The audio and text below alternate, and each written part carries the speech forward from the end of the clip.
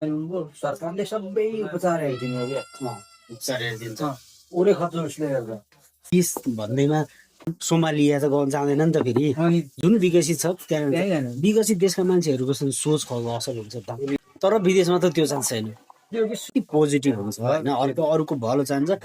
नेपालमा किन विदेश जानु, किन दुःख गर्नु, चिया खाने खोल्ने काठमाडौँमा भनेर मान्छेले सबै मान्छेको त्यो आउँदैन सबैले गर्दा नि गर्दैन। ल कतिजनाले भन्नुहुन्छ, कति हजारजनाले गर्यो भने काठमाडौँ फेरि चल्छ। त्यतिभन्दा त गर्दैन नि त। कोही कोल्ड स्टोरको चिया उदाहरण पो भयो त। एउटा उदाहरण मा एउटा चिया बगान भन्ने यहाँनिर छ, एउटा चिया फ्याक्ट्री यहाँनिर छ, बिचुनिर एउटा घर मात्रै छ। तर यहाँ पनि फुल मान्छे देख्छु म, यहाँ पनि देख्छु। किर्तिपुरतिरको एरियामा, बानेश्वरतिरको एरियामा काठमाडौँमा मान्छे अनगिन्ती छ। देशभरि अब गाउँ खाली छ, गाउँ खाली भएपछि त आउने त काठमाडौँ हो। ट्रान्जिट गेट विदेश जाने ढोका कि त्यहाँ पहिले सोसियल मिडियाको टाइममा त्यसलाई डेकोरेसन पनि बनाएको छ भनेपछि त्यही फोटो खिच्ने लायकको चिज छ भने मान्छे त खर्च गर्नु जाने हो के होइन। यो कुरा अनुसार त अनि यो देशमा ल विदेश जानै परेन। एउटाले चिया गरोस्, व्यापार व्यवसायको बारेमा सोचेर गर्नेलाई घाटा चाहिँ छैन है, म साँच्चै कुरा भन्छु।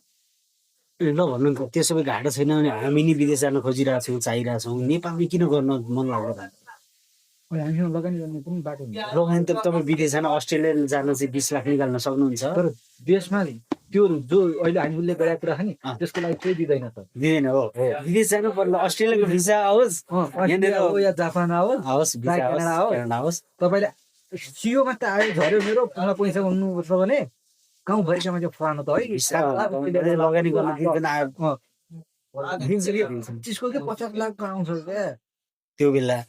तर म व्यवसाय गर्छु भनेपछि यो त बाउ लायो है, इन्जिनियर पढ्यो अहिले गएर चिया पसल परेर खोलेर बसिरहेको ऊ मान्छेले सोच्ने के त्यो हो नि भन्नु। त्यो त्यहाँनिर भयो, नत्र त पकेटमा पैसा भएर त मान्छेले गर्ने होइन नि विदेश जाने पनि। विदेशको मान्छेको विदेश जाने है चिया होइन, त्यस्तो नेपालमा मान्छे पठाउँदैन नि मान्छे पो दिँदैन। ब्याङ्कले त दिन्छ नि त जे गर्नलाई नि, विदेश जानलाई नि उयो हो लगानी गर्न नि उही ब्याङ्कले जहाँ आफूले दिँदैन। त्यो दिनु हो सक्नेहरूले पनि नेपालमा सुरक्षित देख्दैनन् क्या, किनकि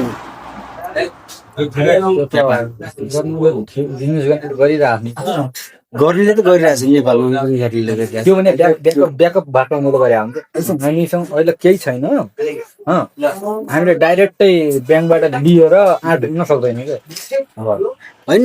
आँट गरे पनि सक्सेसको पर्सेन्टको कुरा गरौँ ल, 10 मा 2 सक्सेस भएको होला, 8 त अनसक्सेस छ नि त। अब कृषि गर्ने अनसक्सेस पनि त जस्तो कसैले हाम्रो अब बाहिर जिल्लाबाट काठमाडौँ गएर कसैले गाई पालिरहेछ, उसलाई सफल देखिरहेछ। अब कसैले फेरि गोलबाट तरकारी गऱ्यो, सब डुब्यो मेरो त भनेर व्यापार छोडेर विदेश गएको पनि छ। त्यो यस्तो पनि हुन्छ, व्यापारलाई पनि त कति टाइम दियो भन्ने तपाईँ उसले कति मेहनत गर्यो भने एक वर्षमा व्यापारलाई टाइम दिन्छ अनि व्यापारले पनि 1 वर्षमै हामीले रिजल्ट त दिँदैन नि त। दिन्छ त दिँदैन के। 1 वर्षमा हामीले ल 5 लाखको सामान ल्याएको छ भने हामीले 5 लाखको पनि आफ्नो लगानी मात्रै उठाउने कोसिस गर्ने हो क्या व्यापारमा। पहिलो वर्ष त, अर्को वर्ष 5 लाखको 2 लाख जति कमाइ भइदिएको भयो भने सोच्ने हो क्या। सेकेन्ड वर्ष, थर्ड वर्ष 2 लाखको हामीले 2 लाख अरू थप्न पाएको भयो भन्ने हो। कमसेकम हामीले व्यापारलाई 5 वर्ष त दिनै पर्छ। व्यापारमा 5 वर्षमा आफ्नो लगानीदेखि लिएर त्यहीको डबल बनाउनु स्योर सकिन्छ क्या। वास्तवमा एउटा चाहिँ रियल होला। मानौ एउटा सामान्य कन्ट्रीको कुराहरू उदाहरणलाई जापान 12 लाख होइन, उदाहरणलाई तलमाथि होला, जापान जान 12 लाख लाग्छ, कोही व्यक्ति छ 12 लाख छ, उनले जापान 12 लाख पुग्नलाई कति वर्ष नि लाग्न सक्छ जापान जानु केही होइन। उनीहरूले नेपालमै बङ्गुर पालन, बाख्रा पालन, कुखुरा पालन अथवा कृषि व्यापार जे खोले नि सक्सेस हुन नै सक्छ। हुन्छ कति त भएको पनि छैन सर सबैको सोच यो सम्बन्धी छैन नि त भन्नु है सबैको सोच यो सम्बन्धी छैन नि नेपालमा 12-15 लाख रुपियाँ खर्च गरेर बस्न चाहँदैन चाहने सोच त्यो पनि छैन मान्छे विदेशै सुख छैन नम्बर हो भने चाहिँ मान्छे विदेश जाने किन खोज्छ ल अब तपाईँ हामी भन्नु अहिले कलेज फिस लगाएर सब्सिडी जोडेर 18 लाखसम्मको हिसाब खर्च जापान भयो है 18 लाखमा तपाईँले 1 लाख त भैँसी भन्नु पनि 18 भैँसी आउँछ 18 भैँसीमा 9 भैँसी मात्रै दुध दिने छ 9 भैँसी ब्याउने छ भन्नु तमाम आम्दानी त ल तपाईँको 18 लाख दुई सालमा हो क्लियर हुन्छ त्यही जापानको जति कमाइ हुन्छ स्योर हुन्छ जस्तै अब भनौँ अब खाडी मुलुक कुखुरा होइन अलिक सस्तो मान्छे 2-3 लाखमा जान्छ होइन त्यति पनि पर्दैन कोही त 1 लाख 2 लाख त्यसरी जान्छ ल रोमानियाको उदाहरण एभरेज 9-10 लाख लागिरहेछ 9-10 लाख लगानी गरेर ऋण खोजेर पैसा भएको भए त त्यो 10 लाख खर्च गरेर गएको होइन कमाउनु गएको 10 लाख खर्च गरेर रोमानिया गएर जान चाहन्छ मान्छे तर त्यही 10 लाख खर्च गरेर लगानी गरेर नेपालमा भैँसी पालन बाख्रा पालन भने गर्न चाहँदैन किन यो कुरामा के हो भने मेरो बुझाइ नेपालमा के छ भने नेपाललाई मान्छेले हामी आफै भनौँ न हामी आफै जान चाहन्छौँ किनभने विदेश भनिसकेपछि त्यहाँ गएर टिप्ने हो जस्तो लागिहाल्छ हामीलाई मान्छेलाई नै सबैले लाग्छ फ्यामिलीलाई पनि के विदेश गइरहेको छ अब हाम्रो परिवार पनि सक्सेस हुन्छ सब चिज हुन्छ भनेर नेपालमा त्यही रुपियाँले ल भैँसी किनेपछि यति पढाएँ दुनियाँ छोडेर विदेश गयो त्यहाँ दुनियाँ छोरा सामाजिक त्यो ब्याक वेटिङ होइन दुनियाँ छोराले जागिर गर्यो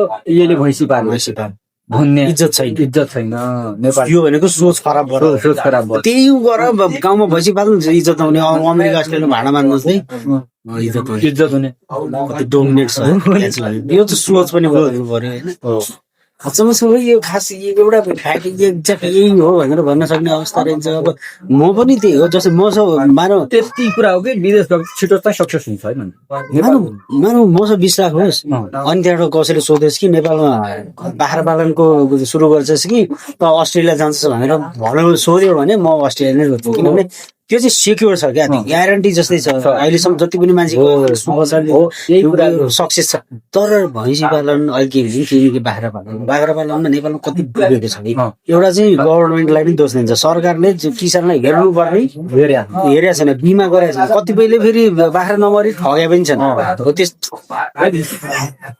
कतिले अनि हो त्यसै ठगिदिन्छ एउटा कोही फटा हुन्छ जस्तै एउटा ब्रोइलर कुकुराको पसल खोलेको छ यसले सानो चल्ला ल्यायो कम्पनी खोलेको छ यो चल्ला उत्पादन गर्यो हल्का ठुलो भएपछि सबै मरेर हेऱ्यो 2-3 लाख रुपियाँ जति खर्च भयो सरकारले हेरिदिएन भने त्यो बिग्यो नि त त्यसो लगानी गर्यो 10 लाख छ भने विदेश जान चाहन्छन् तर 10 लाख छ भनौँ आफ्नो देशमा नेपालकै कुरा हो नेपालमा लगानी गर्न चाहँदैन किनभने भोलि के तलमाथि पर्यो भएन भने विदेशमा भने सरकारले हेर्छ सोसियल सिक्युरिटी छ सामाजिक सुरक्षा चाहिँ नेपालमा छैन हेर्दैन मतलब छैन आफ्नो के छ भने तपाईँको इन्सुरेन्स छ ल जापानको कुरा गरौँ मैले थाहा पाएको कुरा सुनेको कुरा है अनि अर्को कुरामा पनि त्यहाँ तपाईँ बिमारी हुनुभयो सरकारले सबै उपचार हेरिदिने हो क्या उपचार हेरिदिन्छ ओरै खर्च उसले हेर्दा होइन पनि अनि तपाईँले जन्माउनु भयो म्याडमले पाउने पैसा जो बच्चा जन्माइदिएको त सरकारले पाउँछ 5 लाख होइन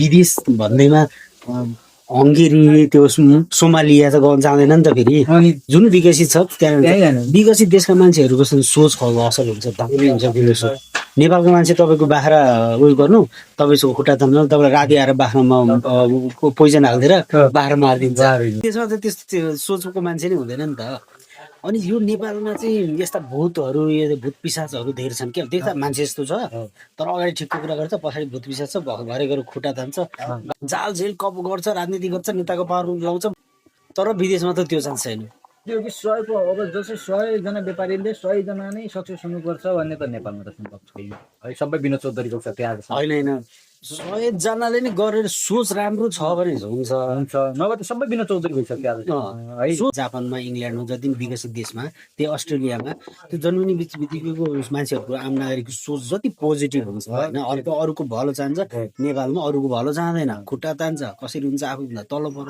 भन्ने सोच राख्छ अनि सहयोग गर्दैन मान्छेले सहयोग नगर्ने बित्तिकै त गाह्रो छ। सक्नु